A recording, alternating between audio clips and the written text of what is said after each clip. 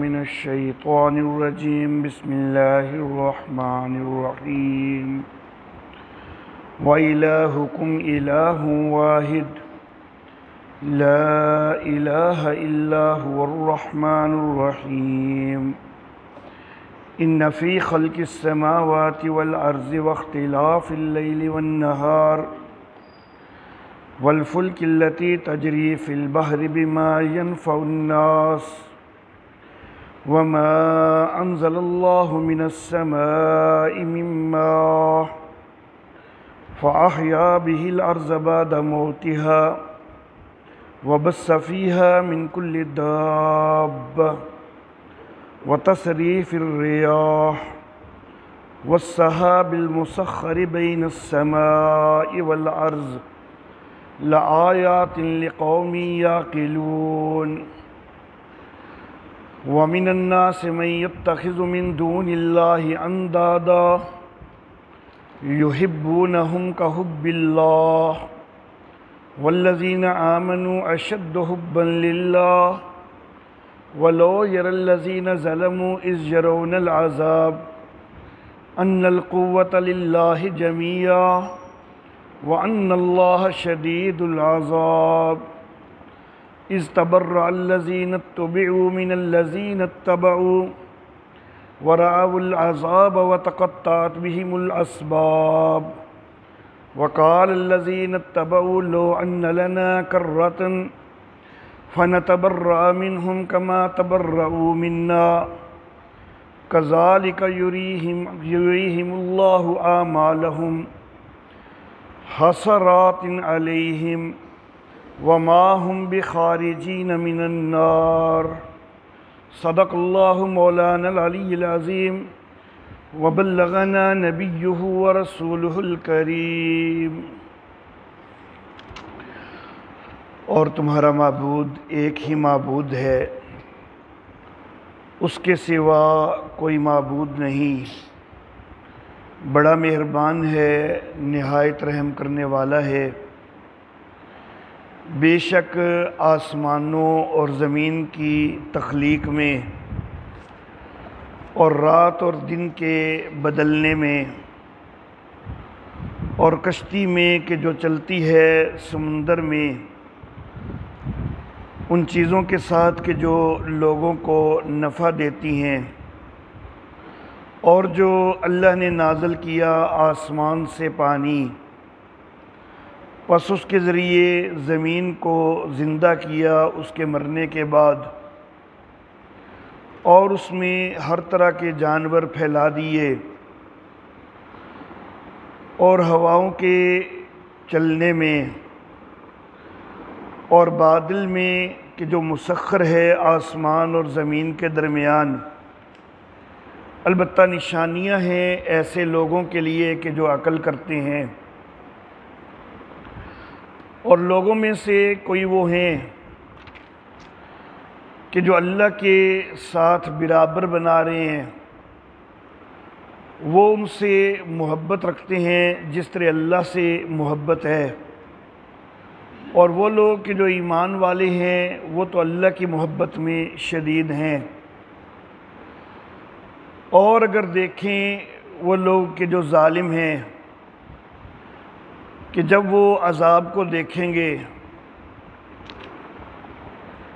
کہ طاقت ساری اللہ ہی کے لیے ہے، اور یہ کہ اللہ سخت عذاب دینے والا ہے، جب بیزار ہوں گے وہ کہ جن کی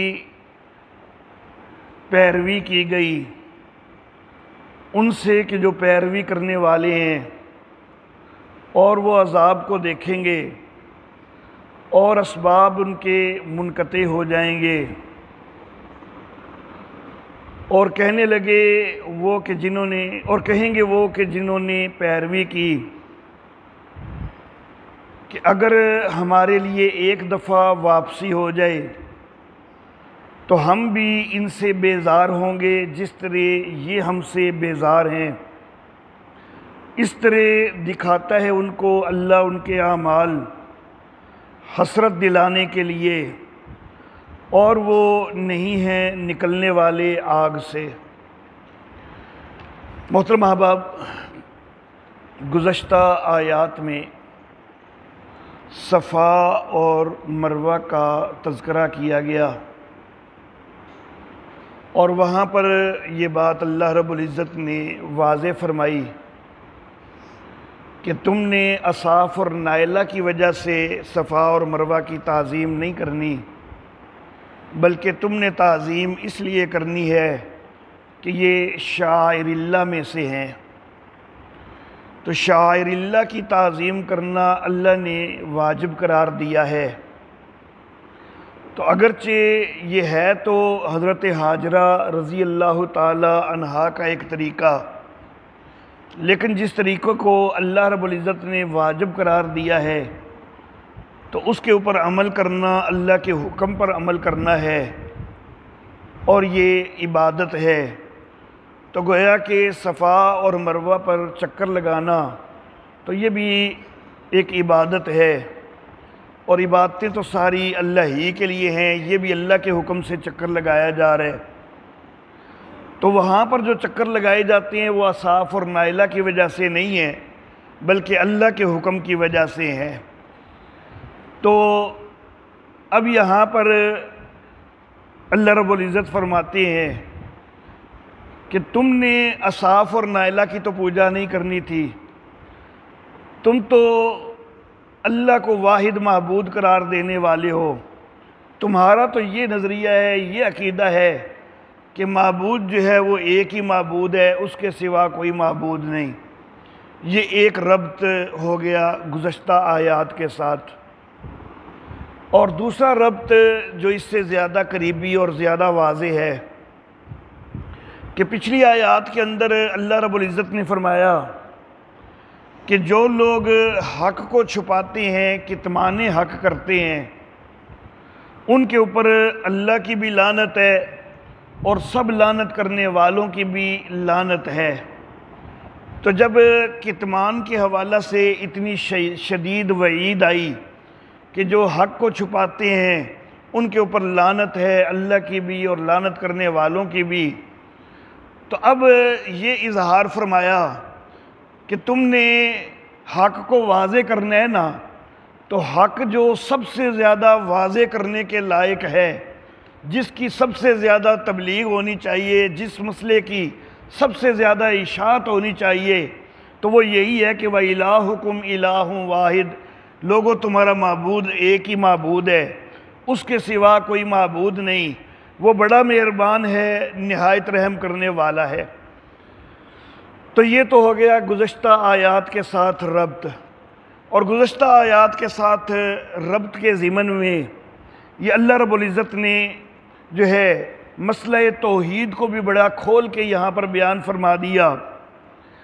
تو جب اللہ رب العزت نے مسئلہ توحید کو بیان کیا، واحد اللہ رب العزت کی معبودیت کا جب اللہ رب العزت نے تذکرہ فرمایا، تو اب اللہ رب العزت آگے پھر اس کے لیے کچھ دلائل بھی ذکر فرماتے ہیں۔ اللہ فرماتے ہیں کہ ان فی خلق السماوات والارض، بے شک آسمانوں کی تخلیق میں اور زمین کی تخلیق میں، آیت کا آخری حصہ لآیات لقوم یعقلون وہ اس کے ساتھ لگ جائے گا کہ آسمانوں کی تخلیق میں نشانیاں ہیں عقل کرنے والوں کے لیے، زمین کی تخلیق میں نشانیاں ہیں عقل کرنے والوں کے لیے۔ آسمانوں کی تخلیق کو دیکھ کر کیا وہ معلوم نہیں کر سکتے، کیا ان کو سمجھ نہیں آتی کہ ان کا کوئی خالق ہے؟ زمین کی تخلیق کو دیکھ کے کیا ان کو سمجھ نہیں آتی کہ ان کا کوئی خالق ہے؟ اور کیا ان کو یہ سمجھ نہیں آتی کہ جن کو وہ معبود بناتے ہیں وہ اتنے اختیار اور اتنے اقتدار والے کوئی نہیں کہ وہ آسمانوں اور زمین جیسی چیزوں کی تخلیق کر دیں؟ تو جس وقت وہ اتنے اقتدار والے کوئی نہیں، تو پھر ان کو اللہ کے ساتھ شریک کیوں بنایا جاتا ہے؟ جب عبادت کی باری آتی ہے تو ان کی عبادت کیوں شروع کر دی جاتی ہے؟ جبکہ انعامات کرنے والا تو اللہ ہے، تمہارے لیے آسمان و زمین جو بنائے ہیں اللہ نے بنائے ہیں، اور رات اور دن کے بدلنے میں بھی نشانی ہے۔ رات آتی ہے پھر دن بن جاتا ہے، پھر رات آتی ہے، اللہ جہاں چاہتے ہیں رات کی جتنی مدت مقرر کرنا چاہتے ہیں اتنی مدت مقرر ہے، جتنی دن کی مدت اللہ چاہتے ہیں اتنی مقرر ہے۔ جہاں اللہ چاہے تو یہ رات اور دن کا چکر تقریباً 24 گھنٹے پر محیط، اور جہاں اللہ چاہیں تو رات اور دن کا یہ چکر کئی مہینوں کے اوپر بھی محیط ہو جاتا ہے۔ کسی جگہ پر تو بالکل قطب شمالی پہ چلے جائیں یا بالکل قطب جنوبی پہ چلے جائیں تو وہاں تو رات بھی 6 مہینے کی نظر آتی ہے، دن بھی 6 مہینے کا نظر آتا ہے۔ تو یہ اللہ کی قدرت اور اللہ کا اختیار ہے کہ اللہ رب العزت نے جو پیمانے جس کے لیے مقرر کر دیے۔ گرمیوں میں اللہ دن کو بڑھا دیتے ہیں، رات کو چھوٹا کر دیتے ہیں، سردیوں میں اللہ دن کو جو ہے بڑا کر دیتے ہیں، چھوٹا کر دیتے ہیں، رات کو بڑھا دیتے ہیں۔ یہ سارے اختیارات اللہ کے پاس ہیں۔ جن دنوں قطب جنوبی والے علاقوں میں دن بڑا ہوتا ہے ان دنوں قطب شمالی والے علاقوں میں دن چھوٹا ہوتا ہے، جب قطب جنوبی والے علاقوں میں دن چھوٹا ہوتا ہے قطب شمالی والے علاقوں میں دن بڑا ہوتا ہے اور رات اس کے الٹ ہو جاتی ہے۔ تو یہ سارے کرنے اختیار اللہ ہی کے پاس ہیں، تو اس کے اندر نشانی نہیں ہے۔ قرآن حکیم کے اندر اللہ رب العزت ایک اور مقام پر یہ بات بھی فرماتے ہیں کہ اگر اللہ دن ہی دن کر دے، رات نہ بنائے، تو کیا کوئی ہے جو رات بنا سکنے والا ہو؟ اور اگر اللہ ہمیشہ کے لیے رات ہی رات کر دے تو کیا کوئی ہے کہ جو دن بنا سکنے والا ہو؟ تو یہ اللہ کے اختیارات ہیں۔ تو جب اختیارات کا مالک اللہ ہی ہے تو پھر معبود اسی کو ہونا چاہیے، پھر کسی اور کو معبود ساتھ کیوں بنا لیتے ہو؟ وَالْفُلْكِ الَّتِي تَجْرِي فِي الْبَحْرِ، اور اس کشتی میں بھی نشانی ہے کہ جو سمندر میں چلتی ہے، لوگوں کے نفع کی چیزیں لے کر ایک جگہ سے دوسرے کے اندر ایک جگہ تک چلی جاتی ہے۔ کشتیاں بھی ہیں، بڑے بڑے جہاز بھی ہیں، بحری جہاز جو کہ بڑا بڑا سامان لے کے چلے جاتے ہیں۔ اللہ رب العزت نے پانی کی کثافت سے کچھ چیزوں کی کثافت ہلکی رکھ دی۔ جن چیزوں کی کثافت ہلکی رکھ دی تو وہ پانی کے اندر نہیں ڈوبتی ہیں، جن چیزوں کی کثافت اللہ نے بھاری رکھ دی ہے وہ پانی کے اندر ڈوب جاتی ہیں۔ تو یہ اللہ رب نے ایسی چیزیں مہیا کی ہیں کہ جن کی کثافت اللہ نے ہلکی رکھی ہے۔ تو اگر اللہ کائنات کی کسی بھی چیز کی کثافت پانی سے ہلکی نہ رکھتے تو پھر یہ کشتیاں بنانا، جہاز بنانا یہ ممکن کوئی نہ ہوتا۔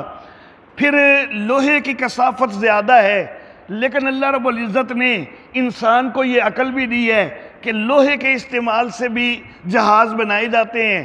اب اس کی کثافت تو زیادہ ہے، وہ ڈوبنے والا ہونا چاہیے، لیکن ان جہازوں کے اندر جو خالی جگہ ہوتی ہے اس میں ہوا ہوتی ہے، اور ہوا جو ہے اس کی کثافت بہت ہلکی ہے، تو لوہے اور ہوا کی مجموعی کثافت ہلکی بنا دی جاتی ہے۔ اس تناسب سے جو ہے وہ جہاز بنایا جاتا ہے، تو پھر بھی وہ تیرنے لگ جاتا ہے، بے شک وہ لوہے کا ہی کیوں نہیں بنا ہوا، تو وہ ہوا کی مدد ساتھ شامل کر لی جاتی ہے۔ تو یہ سارا شعور کس نے دیا ہے؟ یہ مادہ کس نے دیا ہے جس کے ذریعے تم بناتے ہو؟ یہ اللہ نے بھی دیا ہے۔ تو اللہ نے تمہارے لیے کشتیوں کے اندر بھی نشانیاں رکھی ہیں۔ وَمَا أَنزَلَ اللَّهُ مِنَ السَّمَاءِ مِن مَّاءٍ، اور جو اللہ نے آسمان سے پانی نازل کیا ہے، بارش ہوتی ہے اور اس سے رونق بن جاتی ہے، اس سے کئی قسم کے فوائد حاصل ہوتے ہیں۔ فَأَحْيَا بِهِ الْأَرْضَ بَعْدَ مَوْتِهَا، اس بارش کے ذریعے زمین کو زندہ کیا اس کے مرنے کے بعد۔ جب خشک سالی کی کیفیت ہوتی ہے، بارش نہیں ہو رہی ہوتی، لوگ اس مسلسل خشکی سے پریشان ہو رہے ہوتے ہیں، دعائیں مانگ رہے ہوتے ہیں کہ یا اللہ کچھ بارش ہو جائے، اور جو ہی بارش ہوتی ہے تو جل تھل ہو جاتی ہے، ہر جگہ پر رونق آ جاتی ہے، لوگوں کے چہروں پر رونق آ جاتی ہے۔ تو گویا کہ ایسی صورتحال ہو جاتی ہے کہ جیسے ایک مردہ ماحول تھا اس کے اندر اب جان پڑ گئی ہے، وہ زندہ ہو گیا ہے۔ یا پھر زمین کے زندہ کرنے کا ایک اور مفہوم یہ کہ کئی ایسی جگہیں کہ جن کے اوپر کافی عرصہ سے یا کبھی بھی بارش نہیں ہوئی اور وہ بنجر زمینیں ہیں، کبھی یوں بھی ہوتا ہے کہ اللہ بارشوں کا رخ ان جگہوں پر بھی کر دیتے ہیں اور ان زمینوں کو جو کہ پہلے بنجر تھی ان کو بھی اللہ سرسبز و شاداب کر دیتے ہیں، تو مردہ زمین کو اللہ بارش کے ذریعے زندہ کر دیتے ہیں۔ تو یہ کرنے والا کون ہے؟ یہ اللہ ہی تو ہے، جس کے اندر بھی نشانی موجود ہے۔ وَبَثَّ فِيهَا مِن كُلِّ دَابَّةٍ، اور زمین کے اندر ہر قسم کے جانور بھی پھیلا دیے، جانوروں سے بھی کئی قسم کے تم فوائد حاصل کرتے ہو۔ یہ سارا کچھ کرنے والا، جانوروں کو اس طرح پھیلانے والا، ان کی کئی قسمیں بنانے والا، تو وہ بھی اللہ ہے، اس میں نشان موجود ہے۔ وَتَصْرِيفِ الرِّيَاحِ، اور ہواؤں کو پھیرنے والا، ہواؤں کو چلانے والا، تو وہ بھی اللہ ہے، اس کے اندر بھی نشان موجود ہیں ہواؤں کے چلنے میں۔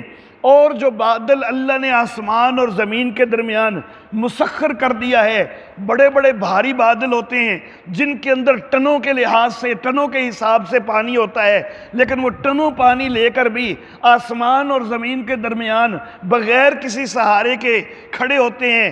حالانکہ کشِ ثقل جو ہے وہ تو نیچے کی طرف کھینچنے والی چیز ہے، لیکن یہ ٹنوں کے حساب سے پانی بھی اپنے اندر لیے ہوئے ہیں بادل، لیکن اس کے باوجود وہ اللہ رب العزت نے ان کو مسخر کیا آسمان اور زمین کے درمیان۔ تو اللہ فرماتے ہیں ان ساری چیزوں میں نشانیاں ہیں ایسے لوگوں کے لیے کہ جو عقل کرے۔ لوگ اگر ان سب کو دیکھیں تو وہ جان جائیں گے کہ یہ سارے کمالات کرنے والا صرف اور صرف اللہ ہی ہو سکتا ہے، کوئی اور نہیں ہو سکتا۔ تو جب یہ سارے کمالات کرنے والا اللہ ہی ہو سکتا ہے تو پھر عبادت کے معاملہ میں اللہ کے ساتھ دوسروں کو کیوں شریک بنا دیتے ہیں؟ تو پھر معبود بھی اللہ ہی ہونا چاہیے۔ وَمِنَ النَّاسِ مَن يَتَّخِذُ مِن دُونِ اللَّهِ أَندَادًا، لوگوں میں سے کوئی وہ ہیں کہ جو اللہ کے برابر بنانے لگ جاتے ہیں۔ اللہ اللہ فرماتے ہیں ہم نے تو مسئلہ بڑا واضح کر دیا، ہم نے پہلے دو ٹوک اعلان کر دیا کہ الہکم الہ واحد، تمہارا معبود ایک ہی معبود ہے، لا الہ الا ہو، اس کے سوا کوئی معبود کوئی نہیں۔ ہم نے یہ دو ٹوک اعلان بھی کر دیا، پھر ہم نے اس کے اوپر کئی سارے دلائل بھی دے دیے کہ معبود ایک ہی معبود ہے۔ سارا جو نظام کائنات چل رہا ہے تو وہ ایک ہی معبود ہے، تو تبھی چل رہا ہے۔ اگر معبود زیادہ ہوتے تو یہ سارا کائنات کا نظام دھرم برم ہو جاتا ان کے آپس کے جھگڑوں اور لڑائیوں کی وجہ سے۔ تو یہ کائنات کا نظام جو چل رہا ہے یہ دلالت کرتا ہے کہ معبود ایک ہی معبود ہے۔ تو ہم نے تو بات بڑی کھول کے بیان کر دی، لیکن اس کے باوجود کئی ایسے نادان ہیں کہ پھر بھی اللہ کے ساتھ شریک بنانے لگ جاتے ہیں، اللہ کے ساتھ برابر بنانے لگ جاتے ہیں۔ اللہ امام فخر الدین رازی رحمہ اللہ تفسیر کبیر کے اندر یہ بات لکھتے ہیں کہ پوری کائنات کے اندر کبھی بھی کوئی بھی ایسا بندہ وہ کبھی بھی نہیں آیا کہ جو کسی بھی اللہ کے سوا کسی بھی اور کو ہر صورت میں اللہ کے برابر قرار دینے والا ہو، ہر لحاظ سے اللہ کے برابر قرار دینے والا۔ یہ تو کبھی پوری دنیا میں کبھی بھی یہ کوئی ایسا بندہ پیدا ہی کوئی نہیں ہوا کہ جو ہر لحاظ سے اللہ کے برابر قرار دے۔ اللہ خود بخود موجود ہیں، واجب الوجود ہیں، ہمیشہ سے ہیں۔ تو باقی جن کو معبود لوگ قرار دیتے بھی ہیں ان کو وہ واجب الوجود نہیں قرار دیتے، ہمیشہ سے نہیں قرار دیتے۔ اللہ کا علم ذاتی ہے، باقی جس کے علم کے لوگ قائل ہیں تو وہ اختیاری علم کے قائل ہوتے ہیں۔ اللہ کا اقتدار اور اللہ کی طاقت اور قوت وہ ذاتی ہے، باقی جن کو معبود بنایا جاتا ہے ان کے لوگ جو طاقت اور قوت کے اور اختیار کے قائل ہیں تو وہ عطائی کے قائل ہوتے ہیں۔ تو بالکل اللہ کے برابر بنانے والا تو دنیا میں ہے ہی کوئی نہیں۔ تو پھر اللہ فرما رہے ہیں کہ اللہ کے ساتھ لوگ برابر بنا دیتے ہیں، حالانکہ ایسا تو ہمیں بندہ نظر ہی کوئی نہیں آتا کہ جو 100% اللہ کے برابر کسی کو بناتا ہو۔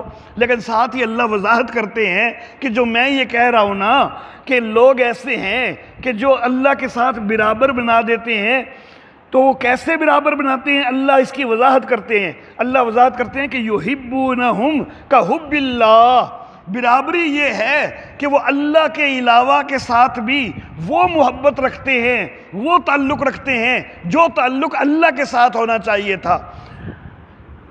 ہر لحاظ سے برابر تو اللہ کے کسی کو نہیں بنا سکتے، لیکن جو تعلق اللہ کے لیے ہے، جو سجدہ ہونا چاہیے اللہ کو، تو یہ غیروں کو سجدہ شروع کر دیتے ہیں، قبروں پہ جھکنا شروع کر دیتے ہیں۔ طواف ہونا چاہیے اللہ ہی کے گھر کا، یہ قبروں کا طواف شروع کر دیتے ہیں۔ علام الغیوب صرف اللہ ہی کی صفت ماننی چاہیے، یہ غیروں میں بھی یہ صفت ماننے لگ جاتے ہیں۔ مختار کل ہونا یہ صفت اللہ ہی کی ماننی چاہیے، یہ غیروں میں بھی یہ صفت ماننے لگ جاتے ہیں۔ تو یہ اللہ کے ساتھ برابری ہے کہ یہ اللہ والی جو صفات ہیں اور اللہ والی جو عبادات ہیں ان کو یہ غیروں کے اندر ماننے لگ جاتے ہیں۔ اللہ سے تعلق وہ رکھتے ہیں، غیر اللہ سے تعلق وہ رکھتے ہیں کہ جو تعلق صرف اللہ کے ساتھ رکھنا چاہیے تھا وہ غیروں کے ساتھ رکھنے شروع ہو جاتے ہیں۔ تو یہ ہے ان کا شرک، یہ اللہ کے ساتھ برابری بنانا ہے۔ والذین آمنوا، لیکن جو ایمان والے ہیں، اشد حبا للہ، وہ تو اللہ ہی سے شدید محبت کرتے ہیں، وہ یہ تعلق عبادت والا، بندگی والا، وہ صرف اللہ ہی کے لیے ثابت مانتے ہیں، وہ کسی اور کے لیے یہ تعلق نہیں مانتے۔ وَلَوْ يَرَى الَّذِينَ ظَلَمُوا، اگر دیکھیں نا یہ ظالم، اِذْ يَرَوْنَ الْعَذَابَ، کہ اس وقت ان کا کیا حال ہوگا کہ جب یہ عذاب کو دیکھیں گے، تو اگر یہ اس چیز کو محسوس کریں کہ ہمارا کیا حال ہوگا تو پھر اس طرح کے کرتوت چھوڑ دیں۔ ان القوت للہ جمیعا، ساری طاقت تو اللہ ہی کے لیے ثابت ہے، قوت اللہ ہی کے لیے ثابت ہے، اقتدار اللہ ہی کے لیے ثابت ہے۔ یہ غیر اللہ کو اللہ کے برابر بنانے والے ہیں، حالانکہ اللہ کے پاس جو طاقت اور اقتدار ہے وہ کسی کے پاس کوئی نہیں، تو اللہ ہی کے لیے ساری قوت ثابت ہے۔ وَأَنَّ اللَّهَ شَدِيدُ الْعَذَابِ، جب یہ نہیں مانتے، یہ اللہ کے ساتھ غیروں کو شریک کر دیتے ہیں، تو ان کو خیال کرنا چاہیے کہ اللہ شدید عذاب دینے والا بھی ہے۔ اِذْ تَبَرَّأَ الَّذِينَ اتُّبِعُوا مِنَ الَّذِينَ اتَّبَعُوا، جس دن بیزار ہوں گے وہ کہ جن کے پیچھے چلا گیا، جن کی پیروی کی گئی۔ کس سے بیدار ہوں گے؟ کہ جو پیچھے چلنے والے ہیں۔ دنیا کے اندر کئی چیلے چانٹے ہیں کہ جن کو ان کے پیروں نے یہ پٹی پڑھائی کہ آخرت میں تمہیں ہم بچا لیں گے، تم ہماری نظر و نیاز دو، ہمارے آگے جھکو، ہمارے سجدے کرو، ہمیں جو ہے نذرانے دو، ہم آخرت میں تمہیں بچا لیں گے۔ تو جس وقت آخرت کے اندر یہ سارے اکٹھے ہوں گے نا، تو یہ پیچھے سے لگنے والے جو ہیں نا، یہ اب وہاں پر بھی پیچھا کریں گے کہ تم تو دنیا میں کہتے تھے کہ ہم بچا لیں گے، تو اب بچاؤ نا ہمیں، اب اللہ کی پکڑ سے ہمیں بچاتے کیوں نہیں؟ تو وہ کہیں گے کہ ہم تو خود عذاب میں مبتلا ہو رہے ہیں، ہم تو خود جہنم کا ایندھن بننے جا رہے ہیں، ہم تمہارا کیا کریں؟ تمہارے اندر اپنے اندر عقل کوئی نہیں تھی، ہماری جان چھوڑو، ہم تم سے بیزار ہیں، ہمارے پیچھے نہ لگو، تم اپنی بھگتو، ہم اپنی بھگت رہے ہیں۔ تو جن کے پیچھے لگا گیا ان کے وہ بیزار ہو رہے ہوں گے اپنے پیچھے لگنے والوں سے۔ دنیا کے اندر ان کے پیچھے یہ لوگ لگتے تھے نا تو وہ بڑے خوش ہوتے تھے کہ جی میرے اتنے مرید ہیں، میرے اتنے چاہنے والے ہیں، لیکن یہی جو ہیں جب وہاں پر میدان حشر میں بھی پیچھے لگیں گے نا کہ آج ہمیں ذرا بچاؤ تو اس وقت یہ بیزار ہوں گے، اس وقت یہ خوش نہیں ہوں گے کہ میرے ماننے والے اتنے ہیں۔ وَرَأَوُا الْعَذَابَ، اور وہ عذاب کو دیکھیں گے، وَتَقَطَّعَتْ بِهِمُ الْأَسْبَابُ، اور اسباب سارے منقطع ہو جائیں گے، ان کے تعلقات منقطع ہو جائیں گے، کوئی کسی کے کام نہیں آ سکے گا، کوئی کسی کو بچا نہیں سکے گا۔ وَقَالَ الَّذِينَ اتَّبَعُوا، اور جو پیچھے چلنے والے ہیں، جو چھوٹے چیلے چانٹے ہیں، وہ کہیں گے لَوْ أَنَّ لَنَا كَرَّةً، ہائے کاش کہ ایک دفعہ ہماری واپسی ہو جائے نا، ایک دفعہ دوبارہ ہمیں زندگی مل جائے دنیا والی، ایک دفعہ ہمیں دوبارہ دنیا میں جانے کا موقع مل جائے نا، فَنَتَبَرَّأَ مِنْهُمْ، تو ہم بھی ان سے بیزار ہو جائیں گے، كَمَا تَبَرَّؤُوا مِنَّا، جس طرح یہ آج ہم سے بیزار ہوئے بیٹھے ہیں۔ پہلی جو ہماری زندگی تھی تب ہم ان سے بیزار نہیں تھے، تب تو ہم ان کے عقیدت مند تھے، تب ہم ان کو نذرانے دیتے تھے، تب ہم ان کے آگے سجدے کرتے تھے، تب ہم ان کی نظر و نیاز دیتے تھے، تب تو ہم ان کے پیچھے پیچھے لگتے تھے، لیکن ایک دفعہ ہمیں دوبارہ زندگی مل جائے تو جس طرح آج یہ ہم سے بیزار ہو رہے ہیں ہم بھی ان کے ساتھ بیزاری والا معاملہ کریں گے۔ كَذَلِكَ يُرِيهِمُ اللَّهُ أَعْمَالَهُمْ، اس طرح اللہ ان کو دکھاتا ہے ان کے اعمال، حسرات علیہم، ان کو حسرت دلانے کے لیے۔ لیکن یہ جو اس وقت حسرت ہوگی، حسرت تو ہوگی، ندامت تو ہوگی، شرمندگی تو ہوگی، لیکن یہ شرمندگی کسی کام نہیں آ سکے گی، کیونکہ حسرت کا، ندامت کا، شرمندگی کا موقع تھا دنیا۔ یہ دنیا دارالامتحان ہے۔ جب اس دنیا سے آنکھیں بند کر لی ہیں تو اب اس کے بعد وہاں جا کے کوئی حسرت ہو، وہاں پر جا کے کوئی ندامت ہو، کوئی شرمندگی ہو، اس کا فائدہ کوئی نہیں۔ یہ حسرت اور شرمندگی ہونے کے باوجود وَمَا هُمْ بِخَارِجِينَ مِنَ النَّارِ، وہ آگ میں سے نکل سکنے والے کوئی نہیں ہوں گے۔ بے شک جتنی حسرت کا اظہار کریں، بے شک جتنی شرمندگی کا اظہار کریں، ندامت کا اظہار کریں، لیکن اس وقت تو پھر ان کو سزا ملنی ہے اور اس آگ میں سے نکل نہیں سکیں گے۔ اللہ رب العزت ہمیں ہمیشہ صحیح عقیدے کے اوپر قائم رکھے۔ وآخر دعوانا الحمد للہ رب العالمین۔